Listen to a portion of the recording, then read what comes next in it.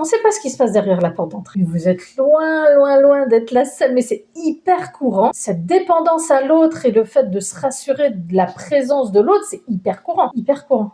Personne n'en parle. Et même quand les gens le voient de l'extérieur, ils vont se dire quoi? Ils vont se dire, waouh, vous êtes hyper fusionnels. Souvent, c'est en couple, hein. Vous êtes tout le temps ensemble.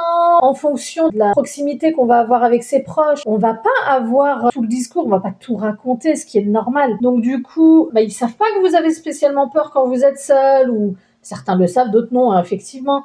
Mais du coup, eux, ce qu'ils vont voir, c'est que vous êtes hyper fusionnels, c'est tout, et que vous faites tout ensemble.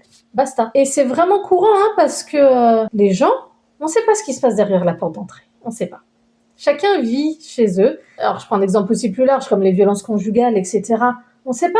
De l'extérieur, c'est un couple parfait. À l'intérieur, on ne sait pas ce qui s'y passe. Et l'anxiété, les gens cachent énormément l'anxiété. On en a presque honte. Moi, j'ai vécu 30 ans d'anxiété, enfin un peu plus. Donc, les gens savaient plus ou moins, mais comme j'étais souriante, comme je suis très sociable, alors que j'étais phobique sociale. J'avais peur du jugement des gens, mais on me disait que j'étais hyper sociable, que je posais plein de questions, nanana. Mais j'étais pétrifiée à l'intérieur, mais les gens le voyaient pas. Parce qu'aussi, on a cette capacité à cacher des choses. Donc, vous le cachez, mais dites-vous que d'autres personnes qui vivent exactement la même chose que vous le cachent aussi, voyez ?